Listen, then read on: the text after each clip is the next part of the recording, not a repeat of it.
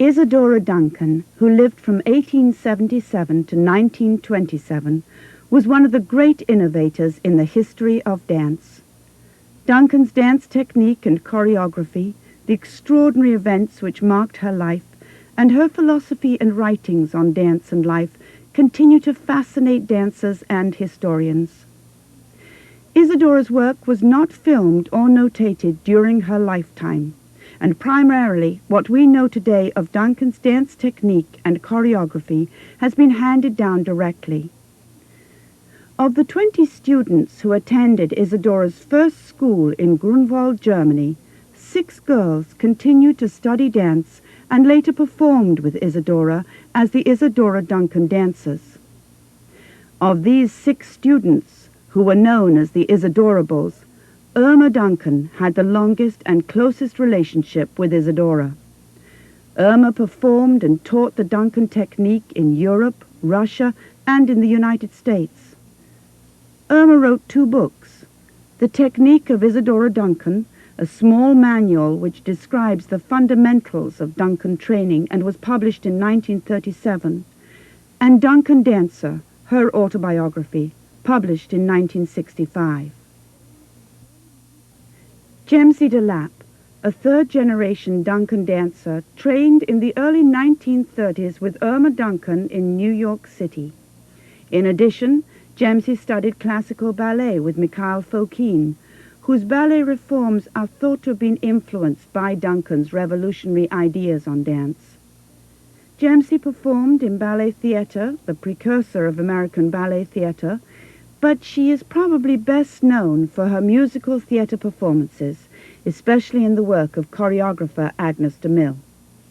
In 1979, Gemze joined the dance faculty of Smith College, where, in addition to ballet and musical theater, she teaches Duncan dance. Gemze, this is a great pleasure. You were very young when you first started training with Irma Duncan. Can you tell us how old you were and how you first started? I was about 8 when I studied with Irma, but I'd studied with other people before that. I was lucky in that when we were in Baltimore, I studied at the Peabody Conservatory with a woman who'd been influenced by Fokine. So her ballet was already more fluid and alive than because of Fokine's influence. And I was with her from about 5 years to 7 years when we moved to New York. And I studied with a woman named Vivian Geeson, who had studied with Elizabeth Duncan in Paris. And then she was an actress, so when she went on tour, she told my mother to take me down to Irma's studio. And Irma at that time was teaching in a place called the Broadway Central Hotel. We were in a ballroom, and I asked a friend of mine who had been studying there at the same time, I said, I remembered it as being very dark. She said, yes, it was. She's about 2 years older than I am, so she remembered it well. And how strange was this to study Duncan dancing? I mean, was this something that was well known at this time, and little girls were encouraged to do it? Not particularly, but in New York, it was encouraged. There were a lot of left-wingers in New York who were gung-ho for Isadora. And in fact, most of the children that I was studying at the same time with were from Russian Jewish heritage. And I'm not quite sure why that happened, but they all went to the theaters in New York a lot. And so Isadora was an important part of that culture. And your mother was, she liked dance? She had been a musician and an actress and had studied dance. Oh, I see. And so she was very interested in all this. Actually, she didn't want to start me with Duncan. She had met a man named Nomura who had ballet art studio in Carnegie Hall. And he felt that I was too young to study with him. So he had me study with Vivian. And that's how my mother was introduced to Duncan dance, although she knew about Isadora. Everybody knew about Isadora. To go back a little bit to the sort of political thing, was there any sort of reflection on the families who did study this dance? Oh, no. Sense? Not at all? Not at that time, no. No. This was 1929, 30. So it was much earlier and even later. In fact, it was kind of the right thing to be. It was a little bit left-wing, right. Especially if you were in the arts. Yes, it was right. Yeah. So when you did study with Irma, you were 8 years old. What was it like to go, and what was her class like? She was very low-key, in spite of the fact of being very definite and very strong about her belief in the technique. I don't think any of Isadora's adopted daughters had any doubts about the validity of the technique and the validity of Isadora's feelings about art and dance. They were all terribly dedicated, and that's the way Irma taught. It was... So it was carrying on her tradition. Absolutely, yeah. Really handed down faithfully. And she was very technical. She knew exactly how to teach the technique. We didn't just run around waving our arms. It was very specific technique. And I think that's why I like to continue teaching it, is because people have this idea that Isadora just improvised and everybody else kind of trailed along. And it's not true. There was a very definite technique.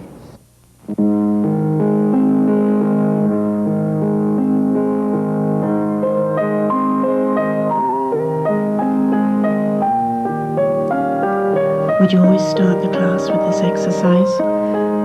Not always, but I like to start it because it teaches us how to fill the movement from the breathing. Isadora felt that movement should start with the solar plexus. And with this breathing, the chest expands and lifts the arms rather than have them arbitrarily lifting and coming down. So the movement really is on the breath. So the breathing is integral to the movement. Yes. And it keeps rising. By the time we get to this one, which is slower, you should be on releve, and the head is up, and it teaches you to have balance without having your eyes focused on the horizon all the time. Now with this arm movement, which should be without extraneous movement, just following the laws of gravity, as birds' wings might do.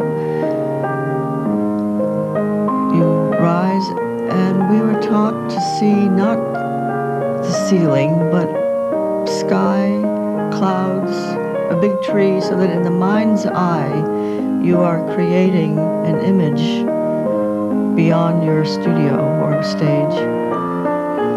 And then these arm movements are a technique for giving life to the fingertips, fluidity to the arms, so that you have a feeling of expressiveness beyond your own fingertips. There's an electricity that goes out beyond the body. It's so graceful.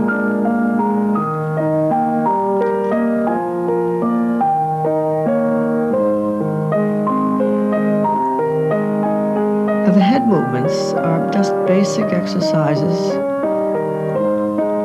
to warm up the spinal column and the neck muscles, to prepare them for more strenuous movement.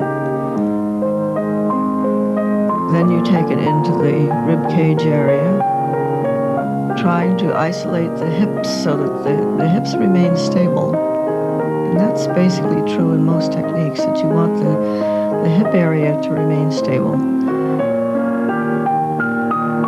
Which then leads us into the figure 8 of the sternum. The sternum leads, the head and arms follow. And the head should feel heavy enough to just react to gravity.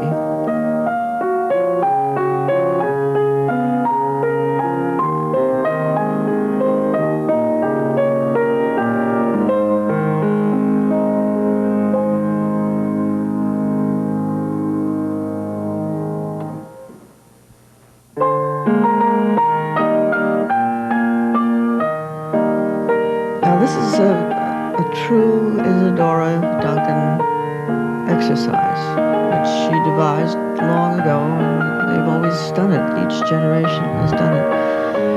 It's, you kind of drop and ride through and lift.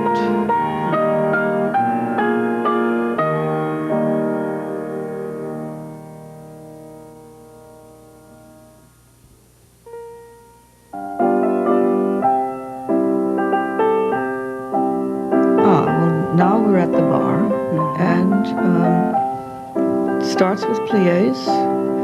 However, it's a little different from a balletic plié in that the chest and the sternum make the arm go up, they make the head go up, make the releve. They start the releve, and then it bursts up and out and down. And the grand battement is with a straight knee but not a taut knee.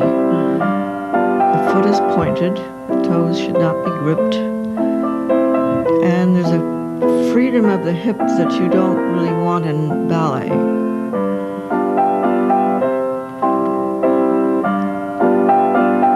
It seems as though it incorporates more than one movement, which ballet seems to have one movement that you exercise at a particular time. Right. There's always the follow-through of the upper body. And ordinarily we would do many more of these. We'd do 4 pliés to each side, 8 battements of each, so that you really have warmed up the body. I see. And then this exercise is also, we would do many more of these, because you're doing a releve and matching the arm with the thigh, so that the arm and the thigh are parallel, and parallel, the head is going, and then you lift through the body, and the head follows through. And all of that's with a releve, which helps to warm up the feet at the same time. How long would a class last? Usually an hour and a half. This bar, plus the center bar, would probably take up almost half an hour.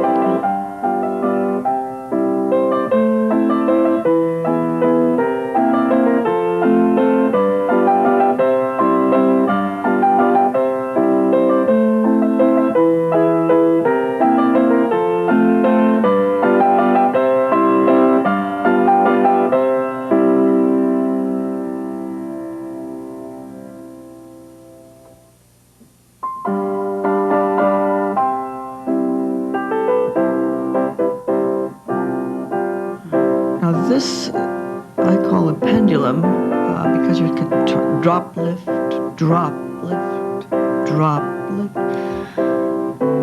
So it's gravity that's making this happen. The weight of the upper body pulls the body up into a releve, and then this is a preparation for learning to fall. It looks so effortless, but obviously it takes a great deal. Practice. Yes. Lots of practice.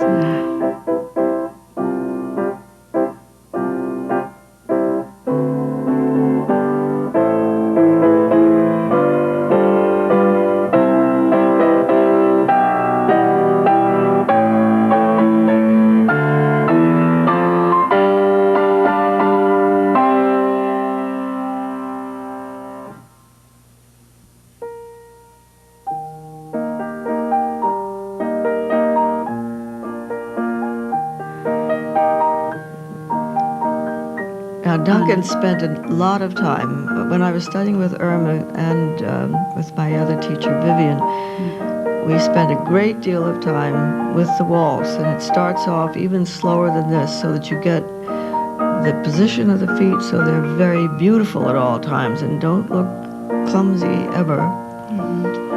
And you want that nice ease in the ankle,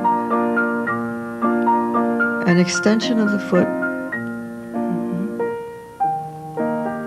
because you want the control of the waltz to go at any speed. It could be very, very slow, which needs lots of control, until you get into very swift running in threes. Now this is incorporating that sternum movement we did earlier in the breathing section.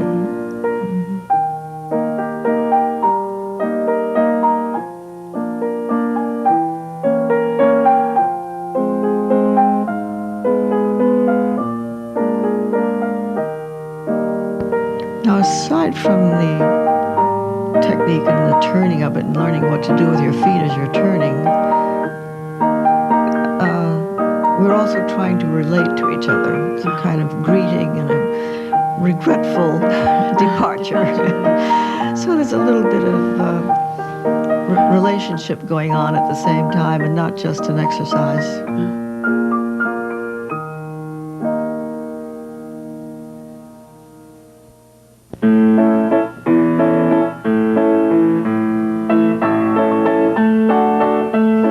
These are sauté balances with the arm coming up through to help the body get off the floor.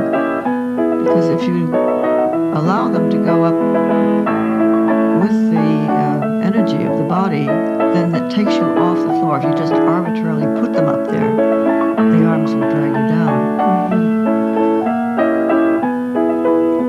And this develops strength in the feet, ballon.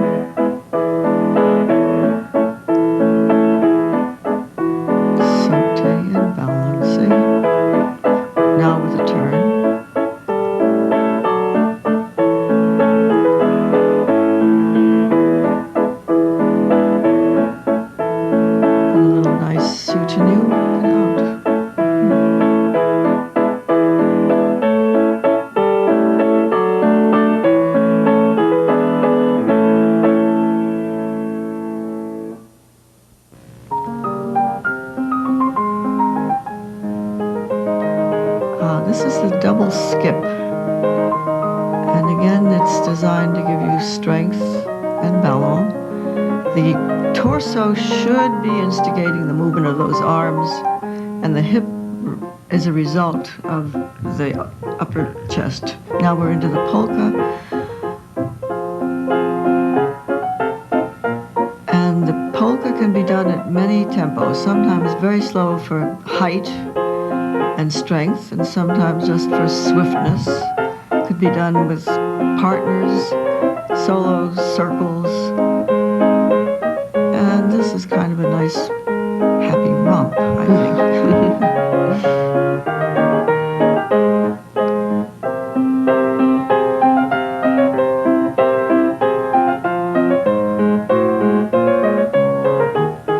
So this was a basic step that she would incorporate in many of her dances. Yes, because she used a lot of mazurkas and folk dance steps that she learned as a child, and also in Europe she studied and watched. And you'll find a lot of basic folk dance steps in her choreography.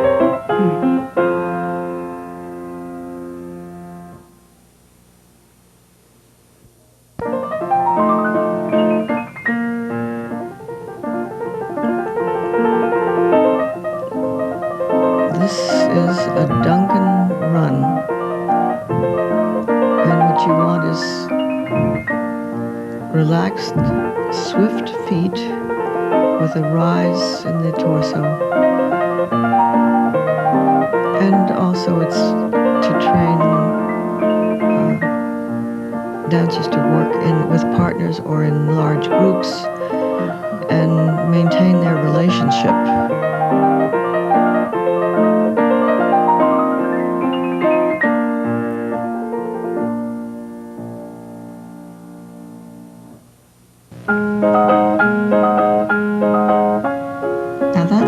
grand jeté done in a Duncan style. The chest has lifted, the arms follow, and the head follows and is quite high.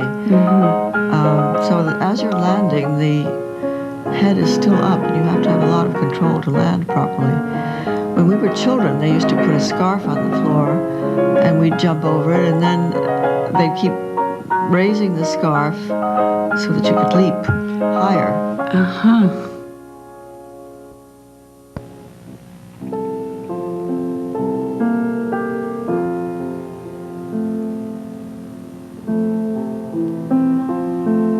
These poses are taken from the little Greek statues found at Tanagra that Isadora studied and devised these exercises.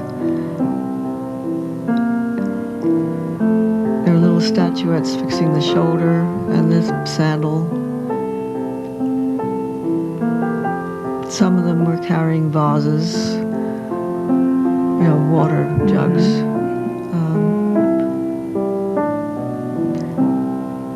And I think it primarily gives one a sense of form and design in dance.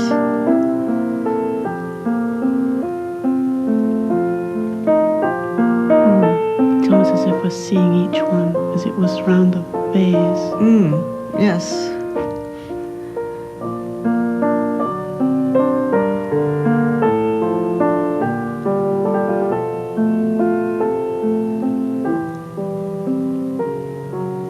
And the transitions must be smooth and effortless seeming.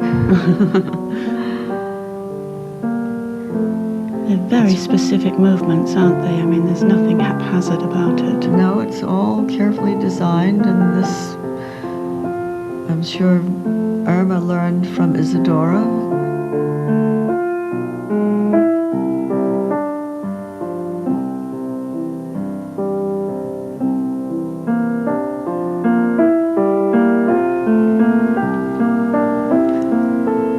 Now the lying down should give you a sense of serenity and you want a lovely graceful line as if you were a Greek frieze and the sun on your chest, warmth, possibly the smell of spring.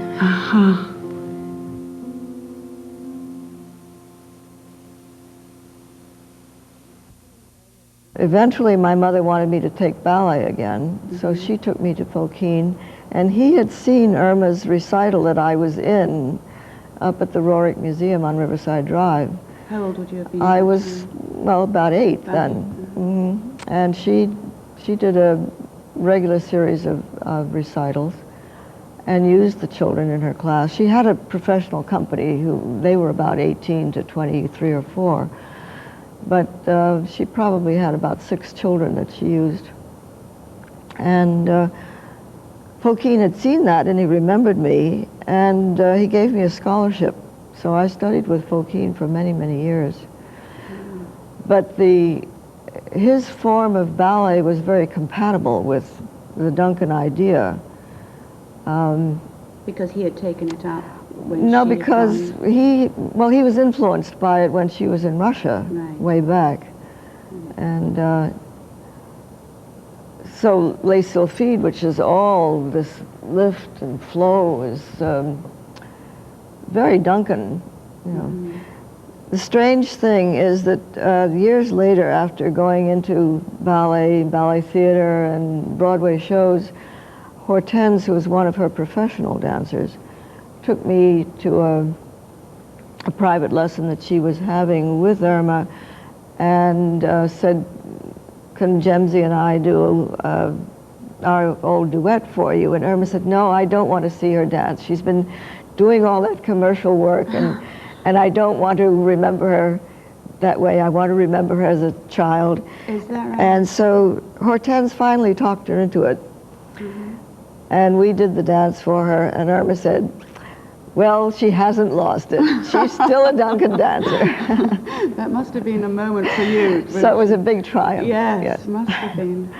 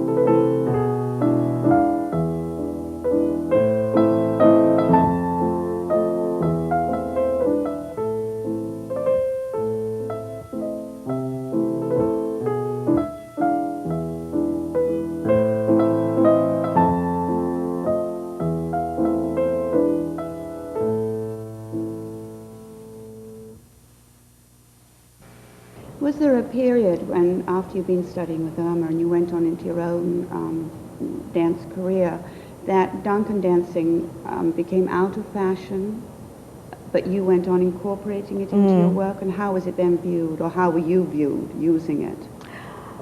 I would say during the 40s and probably 50s that Duncan was considered to be a little bit odd and not professional. And the few times that I would go and take class with Julia and Hortense and these professional company dancers that I knew from Irma's days,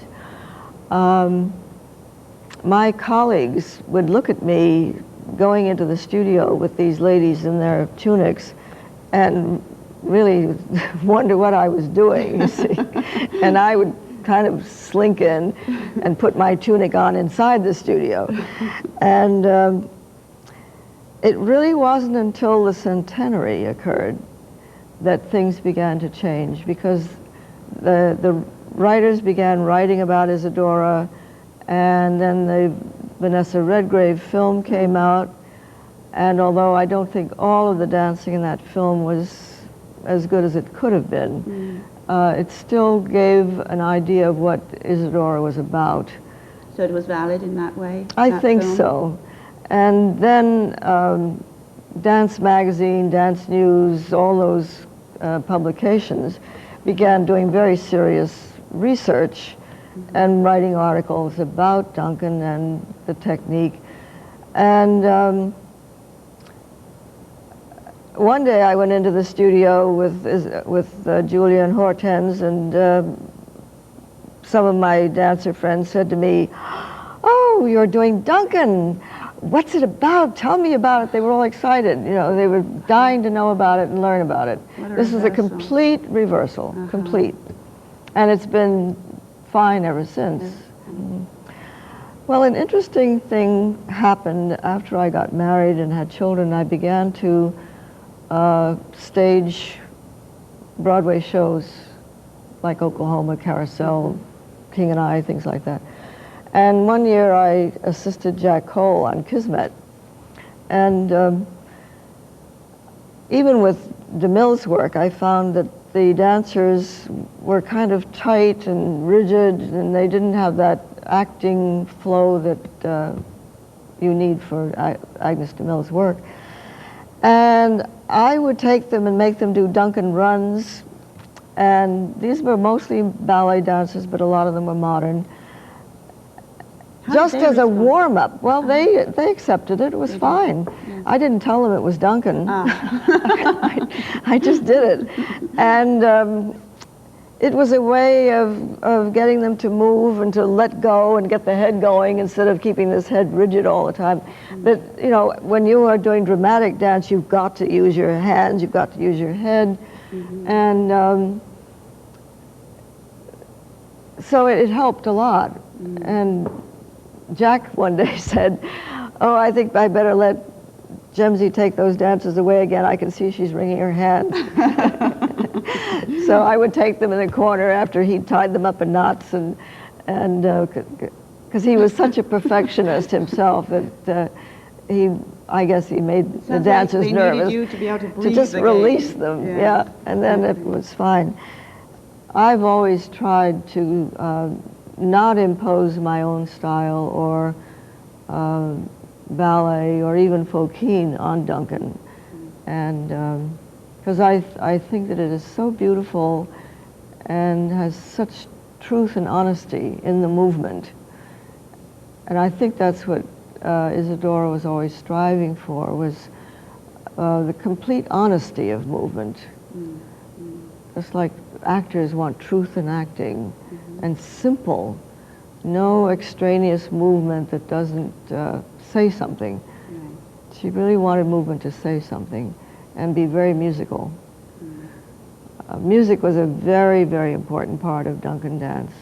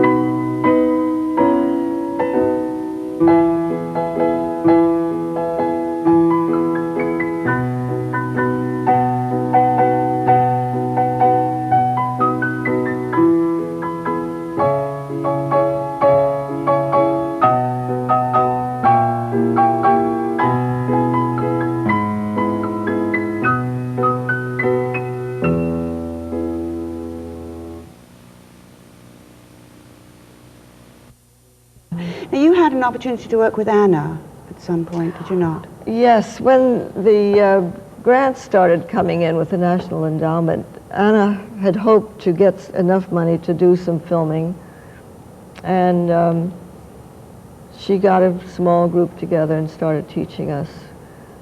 Her style was very different from Irma's. She hadn't really taught as much as Irma. Irma had always assisted Isadora in the teaching, and Anna had gone off and become a concert artist herself. So it was a little harder to get the material from Anna. You had to really absorb it by osmosis and watch her and just see if you could capture it. She was very dramatic and very demanding. She wanted to be, you had to be very light and free, and yet at the same time she wanted you way up off the ground, you know. And how old were you at this time? this was after I was married, and, so my children were very small, so it was... How did she contact you? I mean, how did she sort of get her group together? The Duncan network is very small, or at least at that time it was very, very small, so everybody knew who the other people were. Yes, Irma certainly seems to have been the teacher from so very young. I mean, this was quite a system that Isadora sort of started with, having the old ones very early on, teaching the little ones. Yeah. Did Irma talk about Isadora to you? Or? Irma didn't, but then I was very young, and when I did see Irma later, socially, we talked about other things, you know, so I didn't really get much of a discussion of Isadora from her, but I did from Anna. Anna talked about her all the time because I suppose she felt that there'd been this big gap of many, many years. This was already the 60s. Right. And so she did talk about Isadora's aims and her beliefs and her striving, and then she talked about her own striving to maintain her art for herself, for Anna's self. She was working in Brentano's for 20 years at this point. Goodness. So she hadn't been dancing much. No. But her form, what she used to do was in her room do her calisthenics that they had done as children, and just to get her muscle tone back. And then she'd come in the studio and do the Duncan class with us, teach it and do it.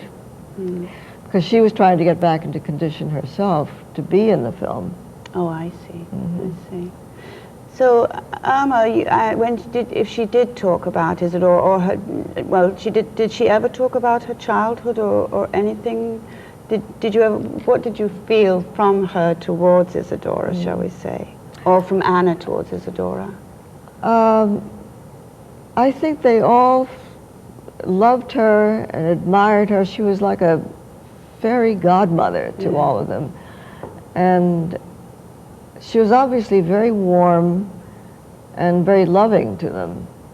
The difficulty was that she wasn't around all that much. No, that's what it seems And like. so they were very often lonely, I think. And Elizabeth didn't seem to be that She didn't loving. No, that's what comes But across. when Isadora would come, the classes would be magical, and she would spark their imaginations, and just be, everything would become golden and lovely and warm and affectionate and fun and art, always art. Yes, you know. yes. And in fact, in taking a place of the parents that they had to leave behind, which was quite a sacrifice.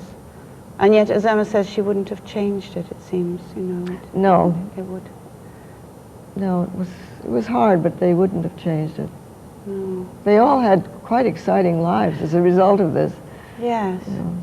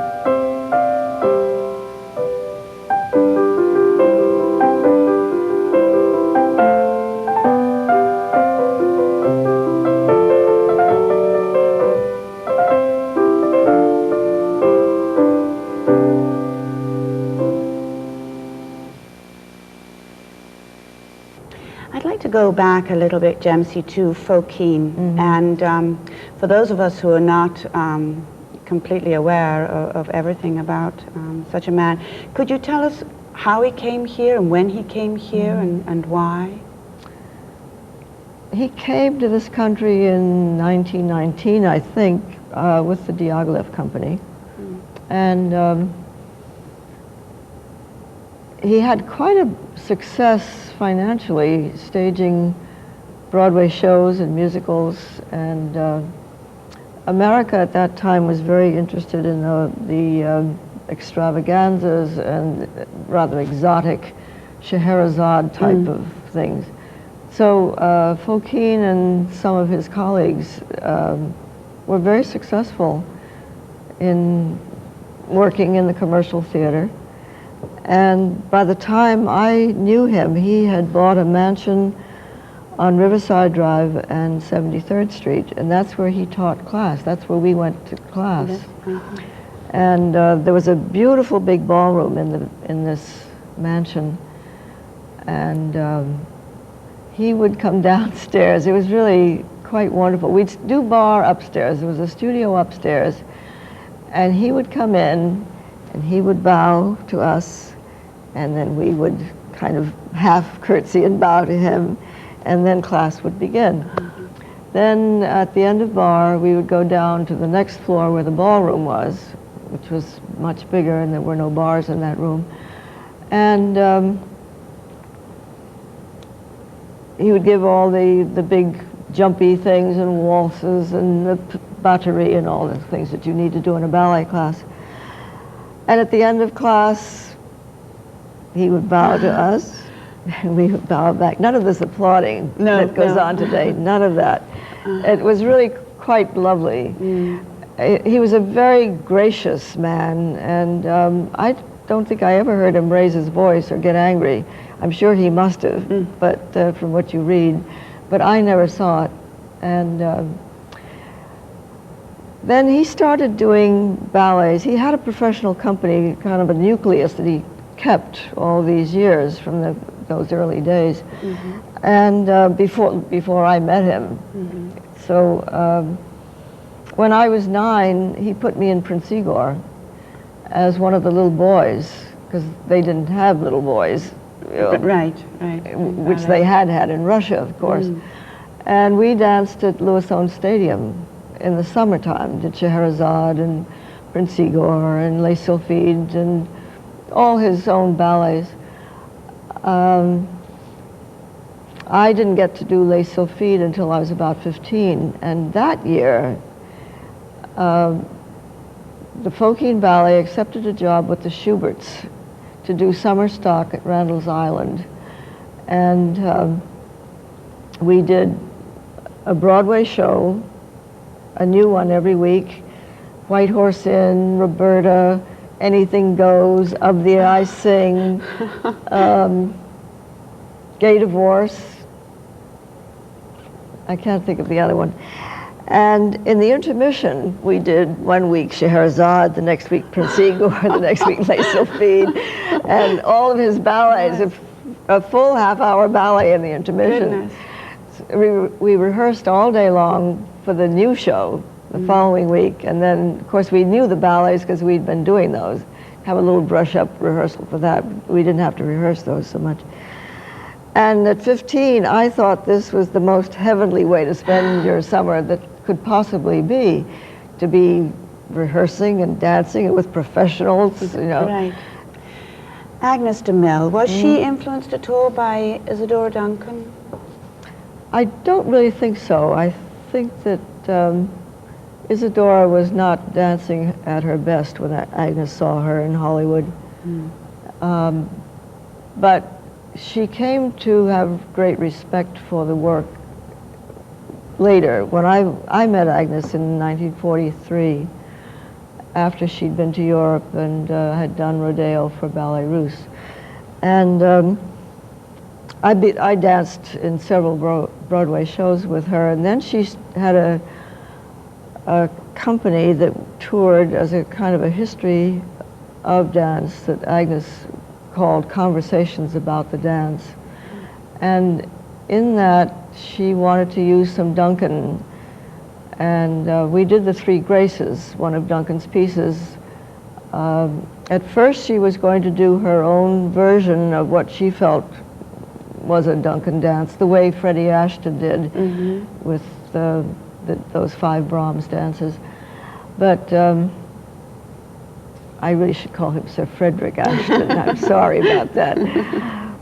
But anyway, I said to her, you should really see Isadora's Three Graces. She knew that I knew all those. She always asked me about what I was doing with Duncan. She was very interested in it. So I got Hortense to come in, and we showed her the Three Graces, and she said, oh, well, that's what we must do on the program. She just scrapped this other thing that she was choreographing. And so from then on, whenever we did conversations, the Three Graces was a big part of it.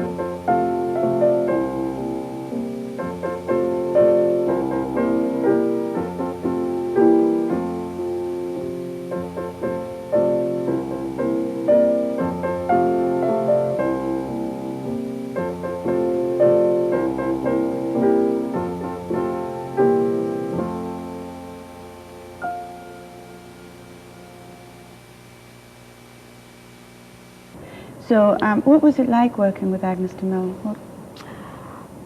I felt right at home with her immediately because she's an actor, dancer, and that's what I feel I have always been best at, doing the roles that had dramatic content or needed acting.